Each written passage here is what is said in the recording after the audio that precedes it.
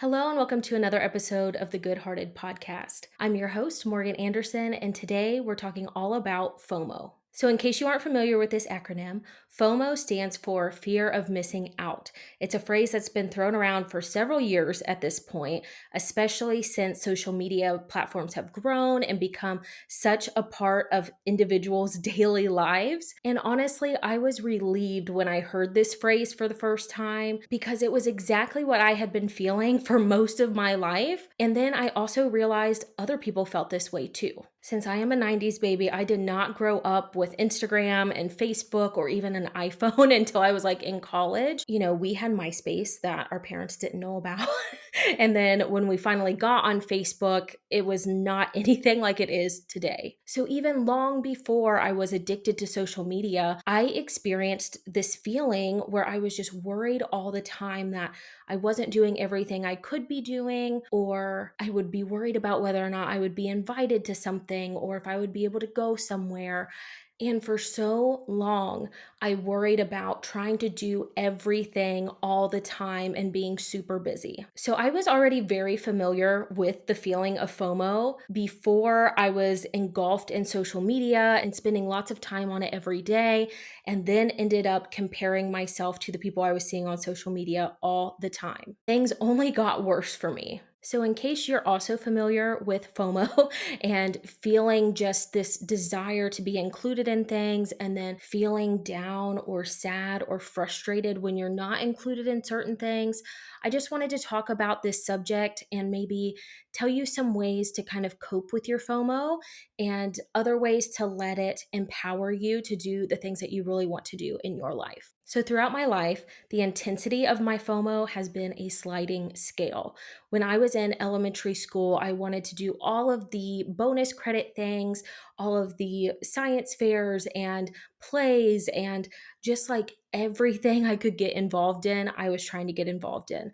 I even played sports, even though I hated playing sports. I was so fucking bad at soccer, and yet I kept doing it over and over and over again because I just felt like that was what I needed to do. That definitely carried on once I was in middle school and then in high school. Even in elementary school, I was in Girl Scouts and I was always trying to do like the most. I was always chasing the next accomplishment, and I wasn't even able to celebrate what I had just accomplished because I was too worried about the next thing. And so I feel like FOMO can be anywhere from that, feeling like you are missing out on something that should be really important in your life, to being pissed off that you weren't invited to something that your friends did, or that you see somebody on vacation and you're like, damn, I would really love to be there right now. It can be something that's really big and really stressing you out, or something pretty small and insignificant that still ends up stressing you out. So I feel like a lot of the reason people are experiencing FOMO way more now than they ever have in their entire lives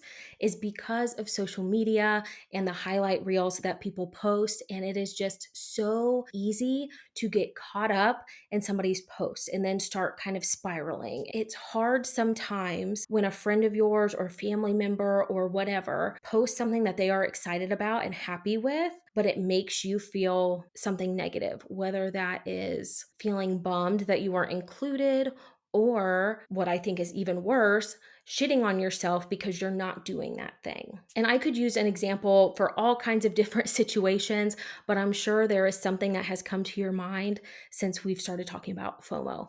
And again, it is that fear of missing out, of being excluded, of not doing enough, not being enough. And it's just all rooted in fear. And for me, a lot of that fear has been rooted in my purpose and who I am as a person and whether or not I am enough, which sounds like very dramatic for the very catchy FOMO phrase that we talk about when somebody goes to a concert and we don't get to go or something like that. But I'm talking about the layers under that initial feeling of frustration and fear and sadness of not being included in something. And so, since I have struggled with FOMO since I could remember, I don't think there is necessarily a cure for it, but there are maybe some ways to cope with it and keep it from taking over your life and turning your day upside down. because that is what I have been coping with the last couple years.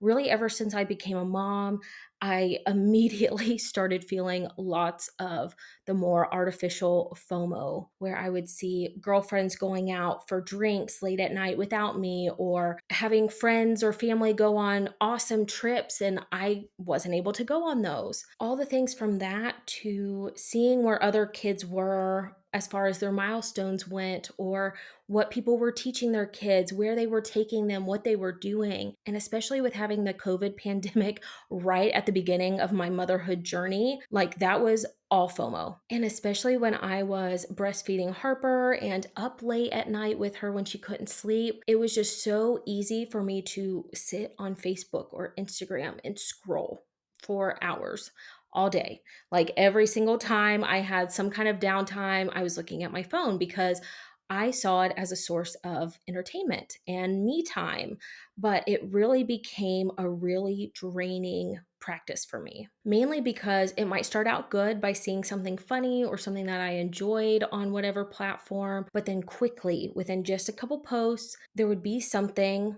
that totally changed my mood. And normally I would see something and then project my own thoughts and feelings on it. And I normally ended up frustrated with myself because of whatever I saw or heard. And I just had to stop. I could not keep myself in check while in the apps. So I really had to distance myself from my phone. And like my whole life is on my phone, probably like yours.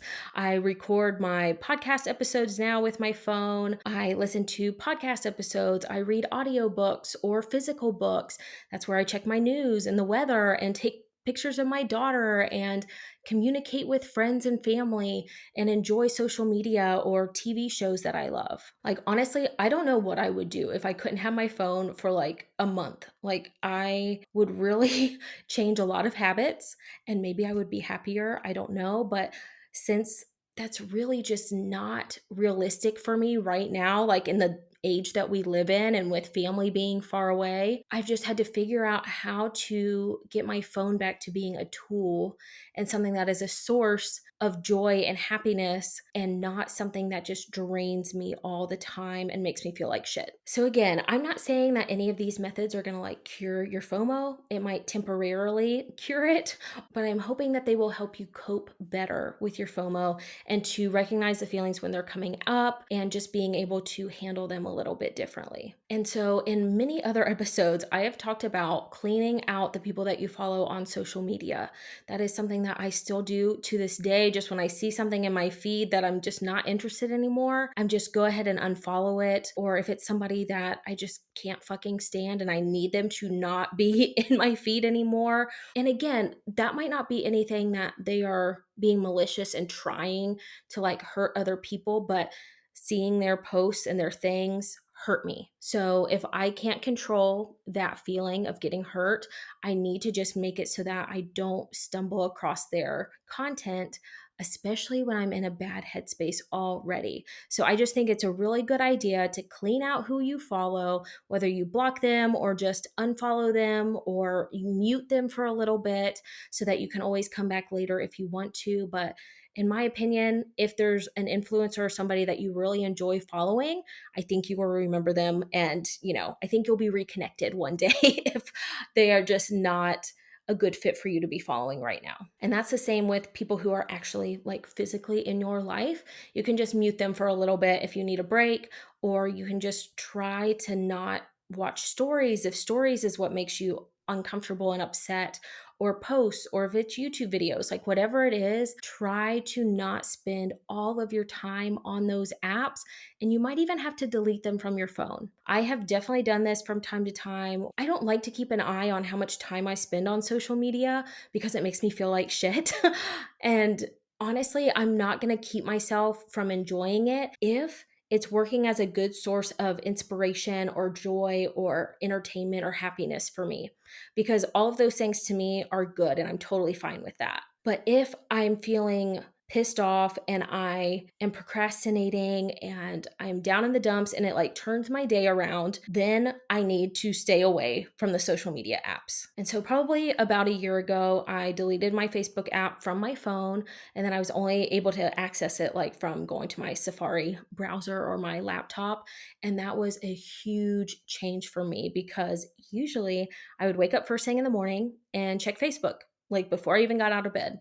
And I know you're like not supposed to do that, which I don't care about that. But it was just, I wanted to stay in bed a little bit longer. And so I reached for my phone and I could like stay cozy in bed for a few more minutes. Sometimes I still do this, but this is what has changed.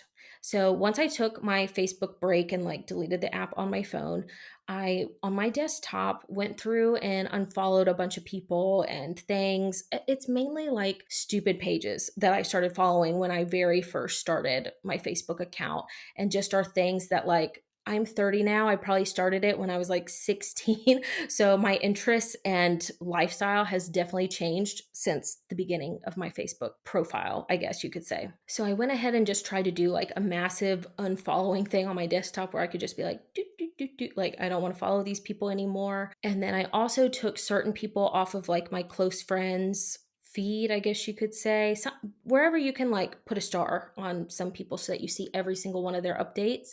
Because even though I still love those people and they're probably still some of my best friends, I didn't need it in my face all the time. And again, that was a me issue, not a them issue. Anyway, I did a gut check. If I felt like every time I saw somebody's post and it was like the same person over and over again, and I was feeling sad or lonely or upset, I just went ahead and took them off my little close feed thing or whatever, or I would mute them just to take the mental break myself to help me get in a better headspace when it came to social media. And so then I started looking for new groups that I would love to be in. So now on Facebook, most of my feed is group posts from things that I really enjoy right now and that make me laugh my ass off. So I am in, and this is going to say like a lot about me, but here we go. So I am in a Bob's Burgers Facebook group that shares like memes and talks about episodes and characters and everything, because that's like one of my favorite shows right now. And so I love being in that group. I'm also in a Bluey Moms group because I mean, Bluey Moms could honestly be a cult, I think, because we just love it so much. And I just felt like by joining a group like that, I could meet other like-minded mothers that are trying to be present in their kids' lives and using Bluey as a tool when it comes to parenting to figure out how the hell to play with your kids, and also to like have toys and do certain activities or adventures that like are revolved around this show that we all love so much. And of course, we also deep dive and talk about all of our conspiracy theories with like all of the extra Bluey characters and what they do. And it's a little much sometimes, but again, I love this shit. So I don't even mind. I usually don't even post or comment anything. I just like to lurk, I guess, and see all of the conversations and hear other people's perspective on things. I am also a Twilight sewer rat. So if anybody else is also, I love that group just for like stupid shit. And Twilight was like a part of my personality for so long. I love that people are still talking about it, even though it is like so old. But again, just finding other people that I have things in common with and that is humorous to me. Like for so many years, social media has been an educational tool for me, which is great. I've always used it for business or to just observe things, learn things, see how other people were doing it.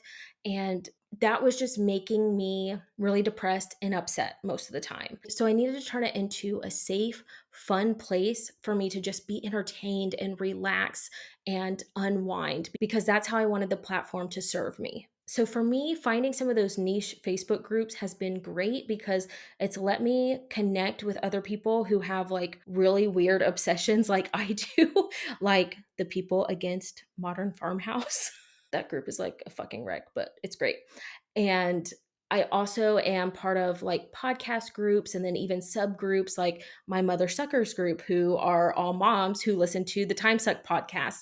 And again, it's just finding people that you can connect with like that one thing with them and have a conversation about something that you all really love. Because even in like my mommy Facebook groups, that's just a very broad, like mom of toddlers group, that is not really my vibe. Every once in a while, I will find somebody commenting or posting that says something funny, and it seems like their journey is similar to mine, where it is not perfect and we're winging it and doing the best that we can. And then I'm excited and I like want to cling to that one person. But most of the time it's talking about meal prep and organic food and doing these elaborate activities with their kids. And like, that is just not me. That is not who I am as a person or as a mom. And so finding these little groups that are fun and make me feel like part of something bigger than myself, kind of part of an online community, has been a huge change for me.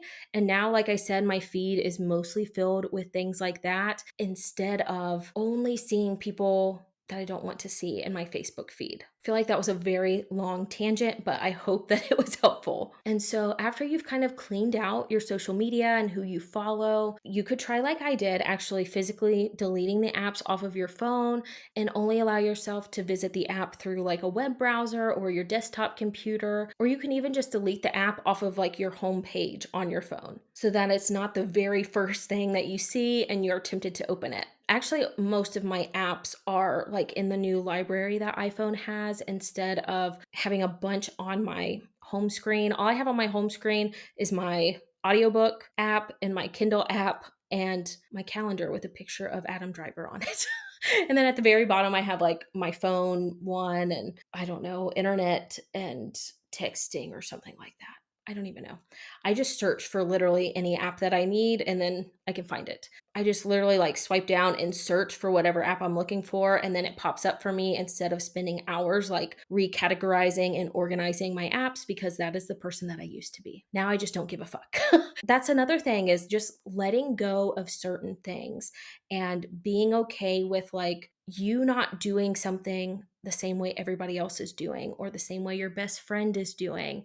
Like your best friend might have a super cute iPhone that's fully updated and all color coded and like organized and beautiful. But if you don't give a shit about something like that, don't spend time fretting about it and worrying about it. Instead, spend your time and energy doing something that you do want to do and that you do give a fuck about. So if you're really wanting to try to cope with your FOMO, take some time to physically be away from your phone. Lose it. Like get to the point where if you are gone from it for an hour or so, you don't even want it back.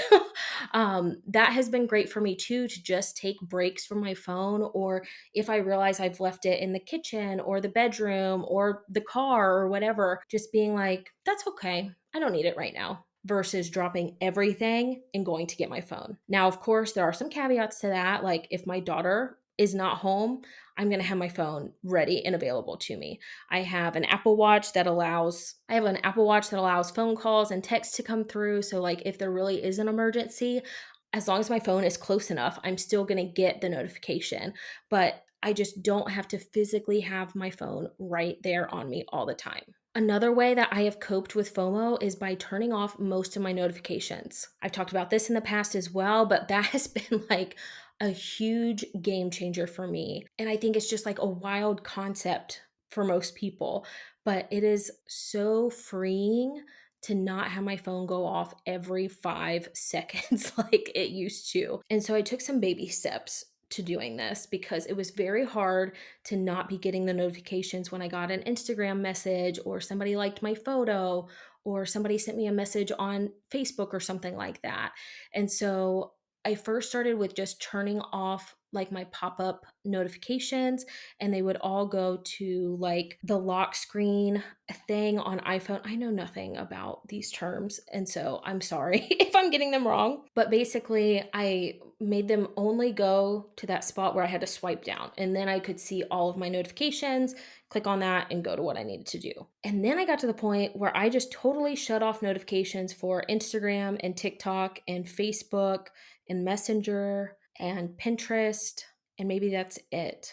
Oh, and definitely like email. Like I do not get notified when I get an email. And so that has just allowed me to only enter those apps when I truly want to or when I need to do something instead of constantly being distracted and breaking up the things I'm doing to see, the same picture I've looked at 5 times already this morning to see that I got another like or something like that. And then when I was really, really struggling with still wanting to look at all my notifications and be glued to my phone, I used do not disturb mode all the time because I was just so overwhelmed and so anxious. I was like having breakdowns about my phone. And I did talk to my therapist about this, and I ended up telling her one day I have 56 text messages that are unopened. And I can't bring myself to answer 56 text messages.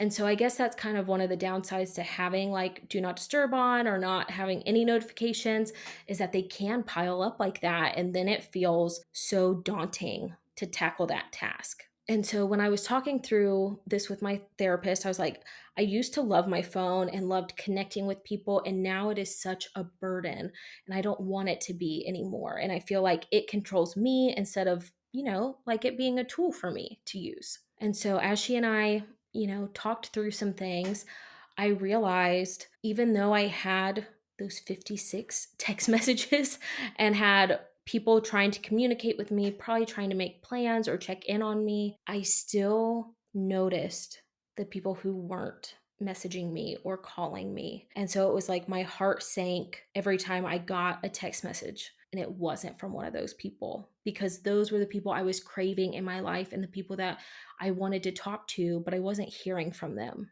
And I don't think that's like a very typical way to think about FOMO, but I definitely think it is a piece, like I said, on that sliding scale of the deeper layer of FOMO and the questions and the things that you're wrestling with that are causing you to be frustrated or sad because you're missing out on something. And so, if you are having similar feelings towards your phone and social media and things like that, I would really encourage you to just try to get a couple layers deeper and get a better idea of what is really going on for you. And so, how my therapist kind of helped me deal with this issue was to go in to my text message app and delete things that I just didn't even need to respond to if it was like, from a store or something like that, or just a scammy text, like something I didn't need.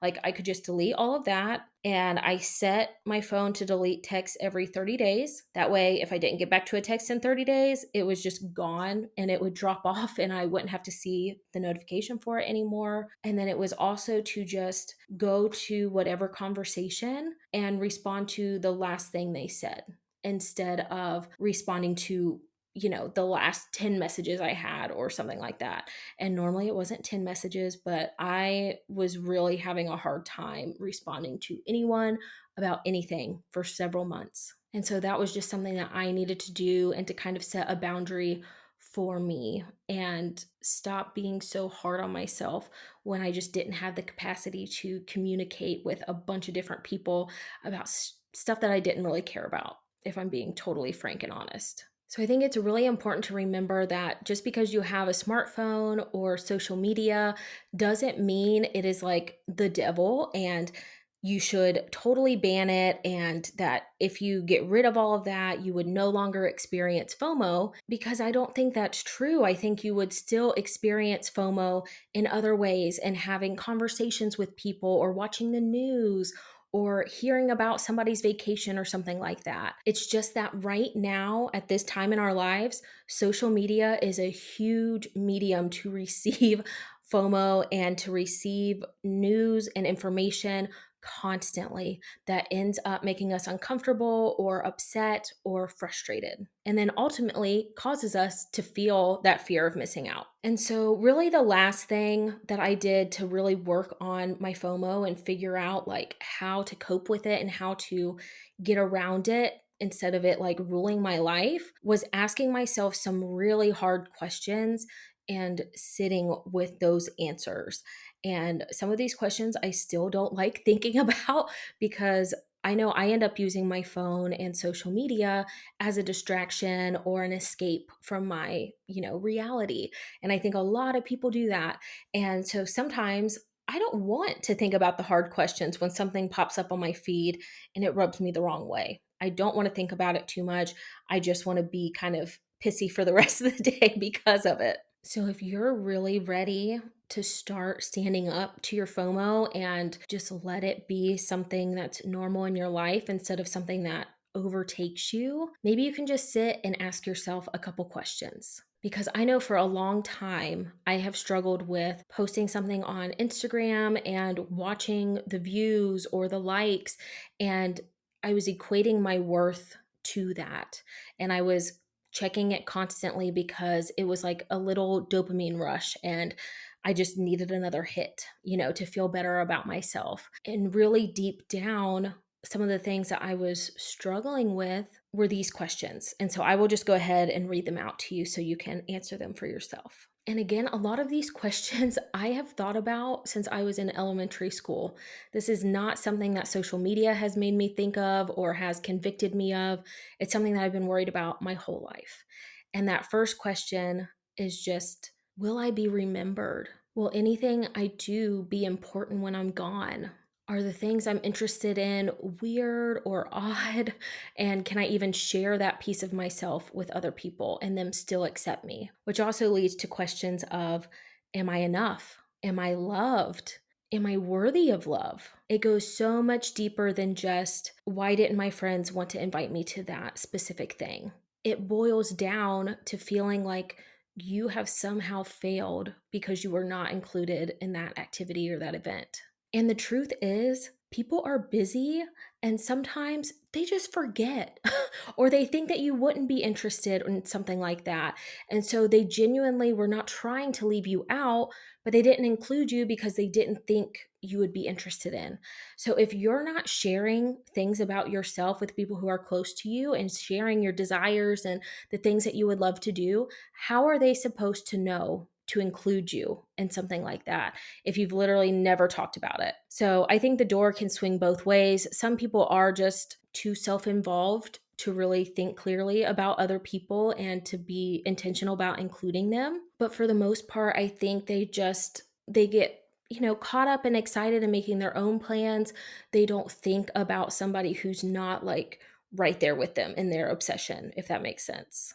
But it all comes back to, am I worthy of somebody's time? Am I worthy of their energy to write a comment on my post? Am I worthy of just them liking my picture that I posted? Because it seems like when they don't do those things, that you aren't as important, especially if you see them like engaging on other people's stuff, and like it can just be a real blow to your self-esteem or self-confidence and makes you feel like shit, to be honest. And so just trying to ask myself some of those harder questions and sitting with it has been a huge help. And then the other main question that I ask myself when I see something and it pisses me off or frustrates me and I have that feeling of FOMO is, do I even want that for myself? Like if I see somebody going hiking in the Grand Canyon and having the time of their life and being on a freaking donkey or whatever, like that is their dream and my mom's dream. But I hate hiking. I think I would enjoy the Grand Canyon and seeing it, but I don't love doing super outdoorsy stuff. For a long time, I have tried. I've tried to be that bitch, but I have allergies that are insane and asthma and all of these things that just do not equate to me having a good time when I'm outside. So I enjoy being outside at my house and at friends and family's houses, but I'm not trying to hike up a mountain or into the woods or something like that because I would probably rather just die. So instead of watching somebody else doing that and being like, damn it, why am I not doing that? That needs to be on my bucket list now. I need to try to make that happen within the next year so that I am on the same level as them. Like when I actually think about that thought process, I'm like, bitch, you are so dumb. You don't even want that. And so I think it's just putting it into perspective and taking that time to just slow down and call it what it is, like a pretty shiny distraction that doesn't actually mean anything to you. Then it's a little bit easier to snap out of those feelings of FOMO and to just let it go and maybe even be happy for the person that posted that. And so when I see something that makes me feel that way, I also try to take it another step deeper and think about what I am missing right now, what I'm craving, what my true desire is. Do I want to get out of the house? Do I want to do a house project? Do I want to go on a trip? Do I want to make something? Do I want to buy something that will allow me to relax more easily? And then I can spend my time and money doing those things instead of copying the people that I see on social media who I feel are living like these grand, miraculous lives, when of course they are really just posting their highlight reel as most of us do. And so just checking yourself and calling yourself out when you're being stupid and wanting something that you don't even truly desire can really help you shake that FOMO more often and make it more of a habit to not let that shit get to you. And then, like I said, use it as a tool to figure out what the hell you do want and what you feel your life is missing or where you think you want to go in your life, and start making just little changes to get closer to that goal. And believe me, it takes a lot of work and patience to work through your FOMO and to try to conquer it. And again, I don't think you'll ever totally cure it. Maybe one day you will if you just stop giving a shit about everything. Honestly, I would love to be that one day, to only care about like three things in my life, which would be like my family, my extended family, friends I consider family, and then like my own ambitions, and just care way less about everything else. That way I can focus my time and my energy and my happiness on those things that really would make a difference in my life and would make me happy. And so I also started digging into why FOMO only affects some people and not others, and why it affects us in so many different ways. And as a Gemini and an Enneagram 7, FOMO is like the ultimate definition for it. I feel like we could really be summed up in that, because Geminis want to know everything. They're so curious and they love people. They love just having their hands in everything and being good at things, or even if they're not good at it, just trying new things. And so that is something that I have always struggled with. And then with being an Enneagram 7, I can tend to use that as a way to procrastinate and to constantly worry about the current system or plan that I have in place, and end up tweaking it because of all of these other influences, because I'm so worried that I won't do my absolute best if I don't exhaust all of my options and exhaust myself trying to make something as perfect as it can be. And both of those things have made times in my life a nightmare, because I am just so consumed with trying to not miss anything that I miss usually the most important things, or I don't complete the project, or I don't actually go on the trip or whatever it is, because I'm just too scared to make a decision or to commit to something. And so I think you can use that fear piece and the fear of missing out, and use that to challenge yourself to try to do better by living the life that you truly want. Not by like being the best of the best and doing all of your work perfect or whatever, but more like really living in your purpose in an intentional way that really supports you and fuels you. So please just know that I feel for you, and I have been where you are, and I go through ups and downs of whether or not FOMO really affects me or doesn't. And I just really try to take advantage of those good times when shit doesn't bother me. And I just try to like barrel on my goals or the things that I want to do, because I naturally don't care about the things that I'm missing out on. And I think another way you can kind of combat or cope with your FOMO is just posting genuine things about your life and things that are meaningful to you, rather than taking a selfie that's like just for the attention and to get the likes, versus a post that's maybe a little vulnerable, or share something about yourself, or share something that you did that was fun and enjoyable, and then you feel like you are using it as a tool to share things about yourself that make you feel good. So I just want to end this episode by saying FOMO is a bitch. And if you have ways that you cope with it, I would love to hear about them. Please feel free to comment on this video if you're watching on YouTube, or send me a message on Instagram or something and share your thoughts with me, because FOMO is definitely something that I have just always struggled with and probably always will struggle with. So thank you so much for watching this video today. I hope you enjoyed it and that it will be helpful for you. If you did enjoy it, please be sure to share this with somebody that would benefit from hearing about it, and to also like and subscribe so you don't miss my future videos, and I will see you in my next one.